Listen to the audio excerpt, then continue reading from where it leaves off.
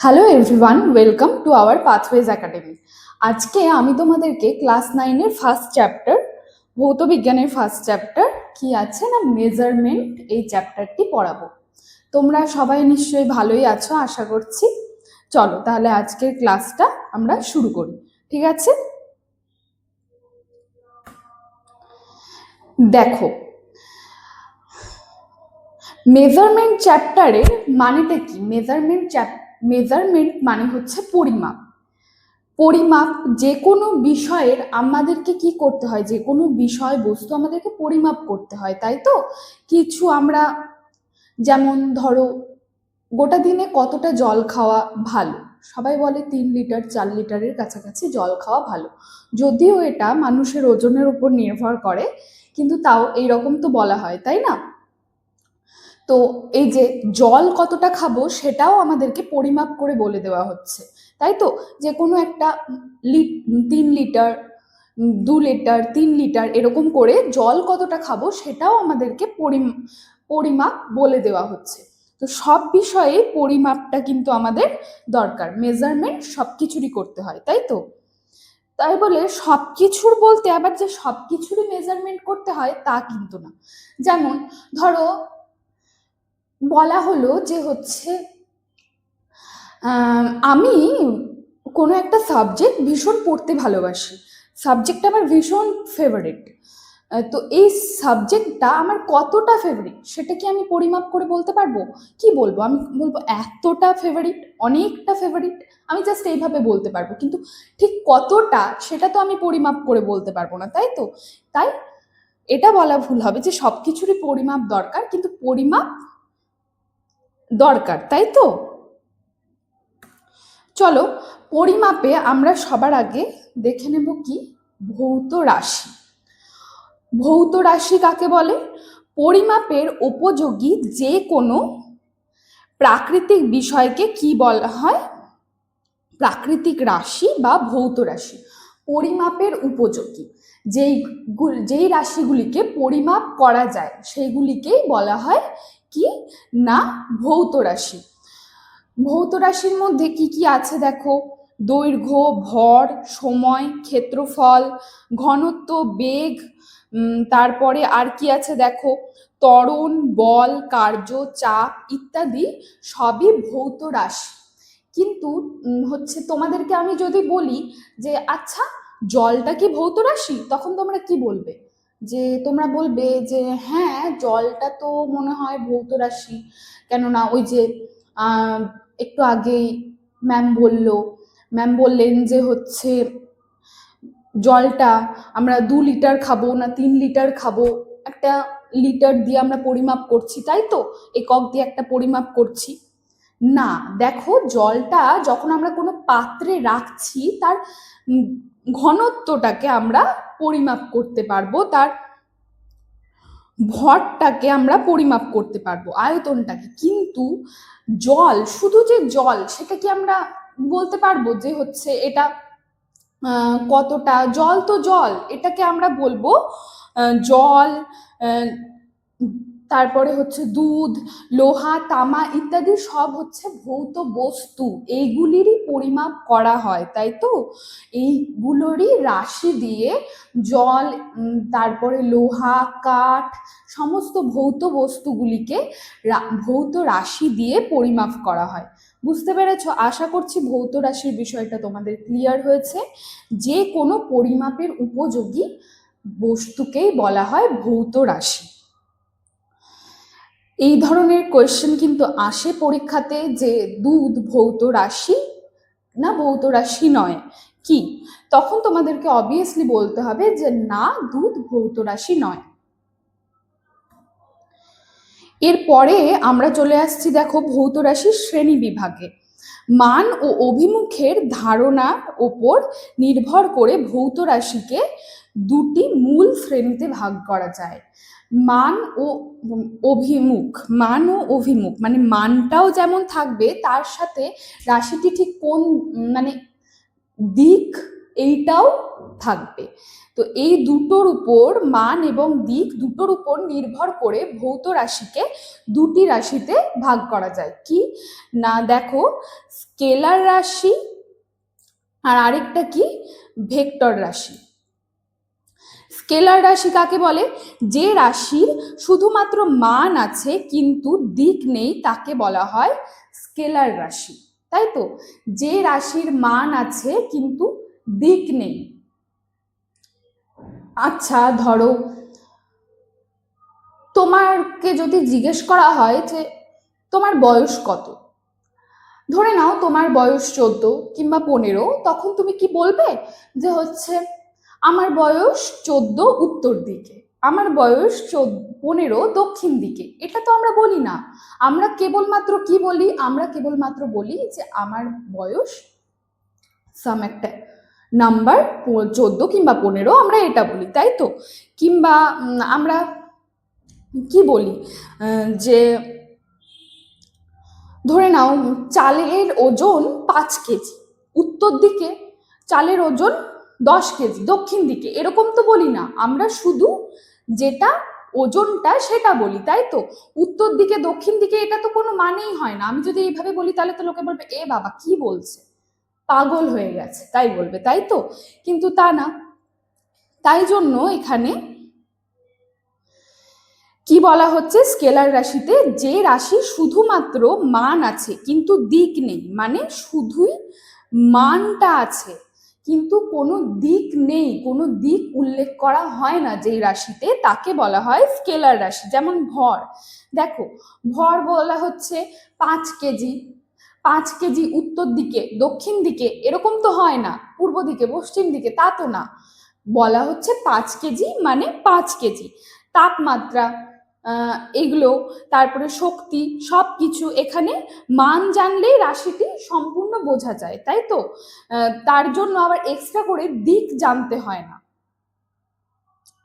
এর পরের রাশিটা কি চলে আসছে? এর পরে আসছে ভেক্টর রাশি। ভেক্টর রাশি কি বলছে দেখো, যে রাশির মান ও দিক উভয়ই আছে। কি বলছে? মান এবং দিক উভয়ই আছে, মানে দুটোই দরকার, তাকে বলা হচ্ছে ভেক্টর রাশি। এবং তার সাথে কি, যে সকল রাশির যোগ বা বিয়োগ সাধারণ বীজগাণিতিক মতে কিংবা বীজগাণিতিক পদ্ধতিতে করা যায় না তাকে বলা হচ্ছে কি, ভেক্টর রাশি। কতগুলি নির্দিষ্ট জ্যামিতিক নিয়ম অনুযায়ী যে রাশির মান আমরা জানতে পারি তাকেই বলা হচ্ছে ভেক্টর রাশি। এই ভেক্টর রাশি কিন্তু মানে সাধারণ যোগ বিয়োগের যে বীজগাণিতিক নিয়মগুলো হয় সেগুলো দ্বারা জানা যায় না। এইটার জন্য আলাদা করে ভেক্টর অ্যালজেব্রা বলে তোমাদের পরবর্তীকালে হায়ার স্টাডিজে এগুলো তোমরা জানতে পারবে। যদি তোমরা ফিজিক্স নিয়ে হায়ার স্টাডিজ করো তখন তোমরা অবশ্যই জানতে পারবে, কিন্তু এখনকার জন্য তোমরা জেনে রাখো যে এই ভেক্টর রাশির মান কখনোই কিন্তু মানে নর্মাল বীজগাণিতিক নিয়মে, যোগ বিয়োগ এই সমস্ত নর্মাল নিয়মে বের করা যায় না। উদাহরণে দেখো কি বলছে, উদাহরণে কি আছে? উদাহরণে আছে বল। বল বল হচ্ছে বল, তারপরে বেগ, এগুলো ধরো কোনো কেউ একজন কোথাও যাবে, ঠিক আছে, কোনো একজন বাইক চালিয়ে কোথাও যাবে, সে তখন যাচ্ছে ধরো 20 কিলোমিটার পার আওয়ার সে যাবে কোথাও একটা, কিংবা 20 কিলোমিটার সাউথের দিকে সে যাবে, 20 কিলোমিটার নর্থের দিকে সে যাবে, কিংবা কোনো একটা কিছু বস্তু, বল, কোনো একটা কিছু ধরো জোরে ছোড়া হচ্ছে, তুমি যখন ওটা ছুড়বে তখন হয় তুমি উত্তর দিকে ছুড়বে, নয় তুমি দক্ষিণ দিকে ছুড়বে, কিংবা কোথাও একটা ছুড়বে, পশ্চিম দিকে ছুড়বে, কোথাও একটা ছুড়বে কোনো একটা দিকে, তখন ওইটা হচ্ছে বলা হবে যে হয় কি বলে নর্থের দিক নির্দেশ করা হবে কিংবা সাউথের দিক নির্দেশ করা হবে। এইগুলোতে যখন তাহলে কি বোঝা যাচ্ছে, মান এবং দিক দুটোই সমানভাবে দরকার, তখন তাকে বলা হচ্ছে ভেক্টর রাশি। এই যে দেখো কি বলা আছে, যদি শুধু বলি 20 মিটার 20 মিটার পার সাউথ, তাহলে হচ্ছে সম্পূর্ণ তথ্য পাওয়া যাবে না।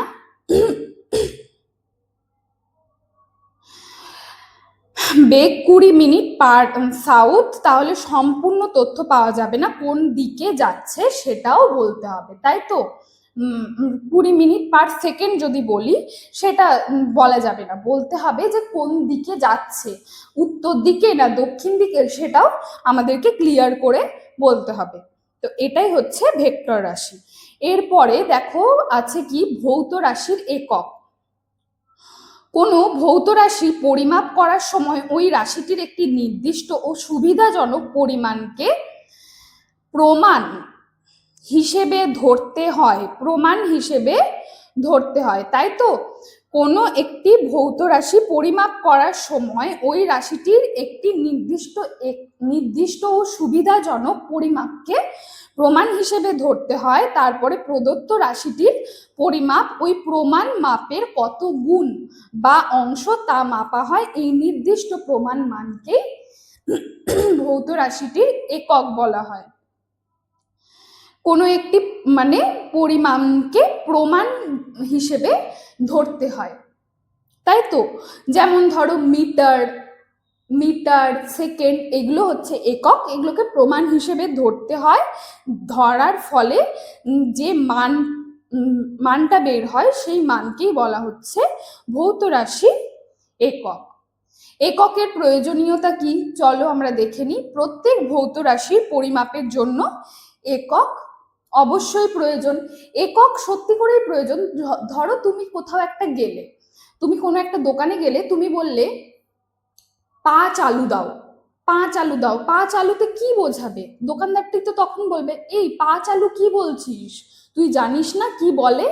হয় 5 কেজি বল কিংবা 500 গ্রাম বল, কিছু তো একটা বল, 5 আলু আবার কি? তাই বলবে। যখন তুমি শুধু বলবে 5 আলু দাও, অবশ্যই বোঝা যাবে না। কিংবা তুমি বলবে কাউকে যে হচ্ছে 3 জল খাও, নো, বোঝা যাচ্ছে না। 3 লিটার বলো কিংবা কিছু একটা 3 লিটার বলো, তবে গিয়ে না এককটা না বসালে কথাটার মানেটাই চেঞ্জ হয়ে যাচ্ছে, কিছু বোঝাই যাচ্ছে না। তাই জন্য একক ভীষণভাবে প্রয়োজন। তো ওটাই বলা হয়েছে, দেখো প্রত্যেক ভৌত রাশির পরিমাপের জন্য একক অবশ্যই প্রয়োজন।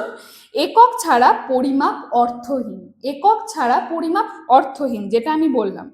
যেমন কোনো ছাত্রের দৈর্ঘ্য 2 বলা অর্থহীন। কোনো ছাত্রের দৈর্ঘ্য যদি বলা হয় 2, কি বোঝা যাবে? কিছুই বোঝা যাবে না। কিন্তু যদি বলা হয় যে ছাত্রের দৈর্ঘ্য 2 মিটার, তবে তার উচ্চতা সম্পর্কে একটা সঠিক ধারণা পাওয়া যাবে। ধরে নাও কেউ আমাকে জিজ্ঞেস করছে যে ম্যাম আপনার হাইট কত? আমার হাইট 5 ফুট 3, কিন্তু আমি যদি বলি 5'3", কেউ বুঝতে পারবে না? বুঝতে পারবে না, অর্থহীন কথাটা। আমাকে বলতে হবে যে আমার হাইট 5 ফুট 3 কিংবা 5 ফুট 2, এটা আমাকে বলতে হবে, তাই তো। তার ফলে আমরা বুঝতে পারবো। বিভিন্ন ভৌত রাশির মধ্যে সম্পর্ক স্থাপনের জন্য এককের প্রয়োজন। বিভিন্ন ভৌত রাশির মধ্যে, সমস্ত ভৌত রাশিগুলির মধ্যে সম্পর্ক স্থাপনের জন্য কি না এককের প্রয়োজন। এরপরে আমরা দেখে নেব কি বৈশিষ্ট্যগত দিক থেকে একককে 2 প্রকারে ভাগ করা যায়। বৈশিষ্ট্যগত দিক থেকে একক 2 ভাগে ভাগ করা যায়, প্রাথমিক একক এবং লব্ধ একক। প্রাথমিক একক বা মূল একক এবং মূল একক বা মৌলিক একক, বা তাছাড়া আরেকটা কি লব্ধ একক।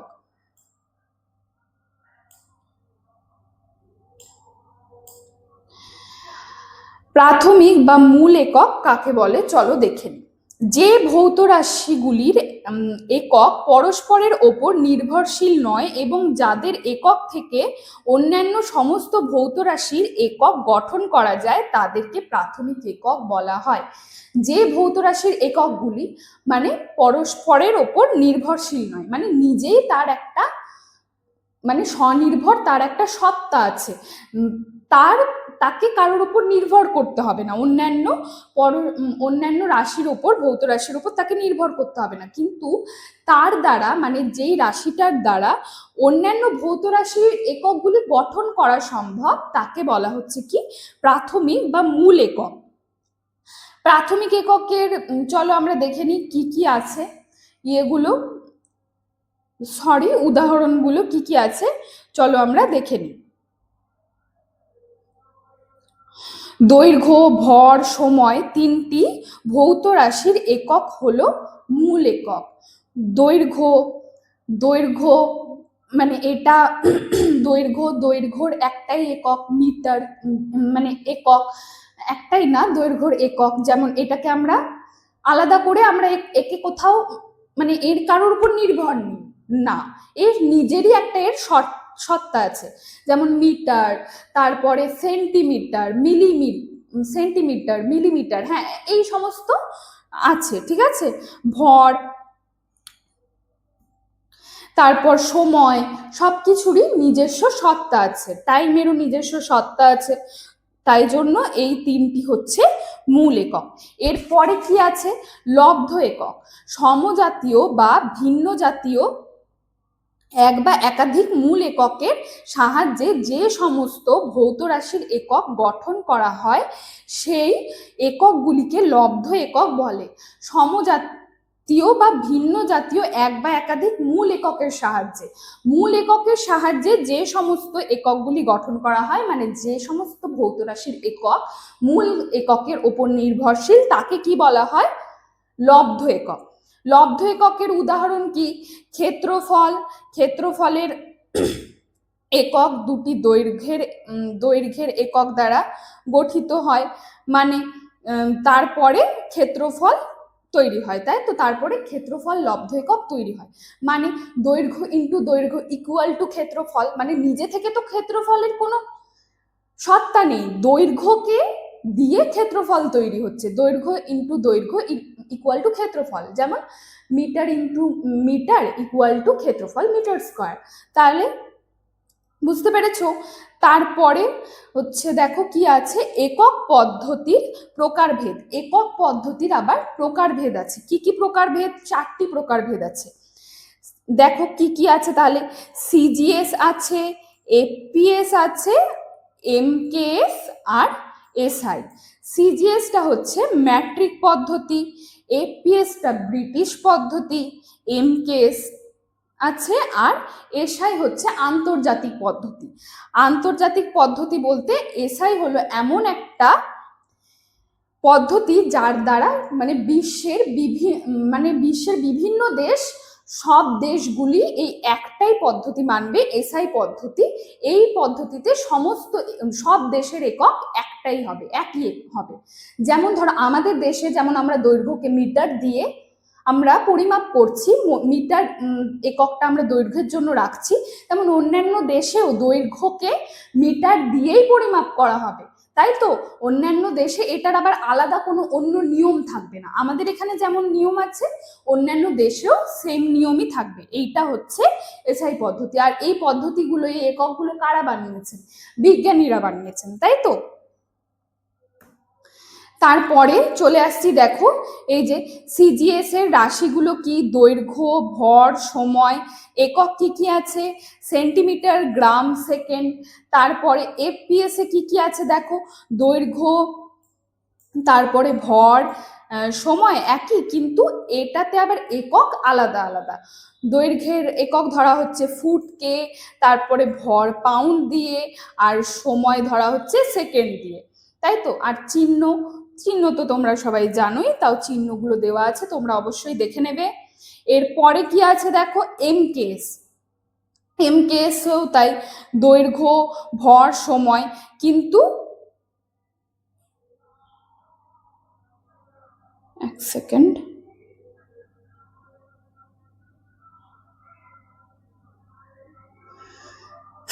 দৈর্ঘ্য, ভর, সময়, এগুলো কি কি দিয়ে কি কি একক আছে দেখো, মিটার, কিলোগ্রাম, সেকেন্ড, সবই হচ্ছে এমকেএস পদ্ধতিতে একক, তাই তো। আর এসআই পদ্ধতিতে দেখো তড়িৎ প্রবাহ, তড়িৎ প্রবাহ, তারপর অ্যাম্পিয়ার, তারপর উষ্ণতা কেলভিন, দীপন প্রাবল্য, ক্যান্ডেলা, পদার্থের পরিমাণ মোল। এরপরে আমরা চলে যাচ্ছি মাত্রাতে, কিন্তু এই মাত্রার ক্লাসটি আজকে আমি তোমাদেরকে করাচ্ছি না, এর পরের দিন আমি তোমাদেরকে মাত্রা থেকে বাকি পোর্শনগুলো ভালোভাবে বুঝিয়ে দেব। আশা করছি আজকে তোমাদেরকে আমি যা যা বুঝিয়েছি যতটা পর্যন্ত তোমরা সবাই বুঝতে পেরেছো। এর পরের দিন তোমাদেরকে আমি মাত্রা থেকে বাকি পোর্শনগুলো ভালোভাবে বুঝিয়ে দেব। Thank you everyone. আজকে যদি তোমাদের ভিডিওটা ভালো লেগে থাকে, আমার পড়ানো যদি বুঝতে পেরে থাকো, তাহলে অবশ্যই আমাদের চ্যানেলটিকে সাবস্ক্রাইব করো, অ্যান্ড ফেসবুক থেকে দেখে থাকলে আমাদেরকে ফলো করতে ভুলো না। Thank you so much.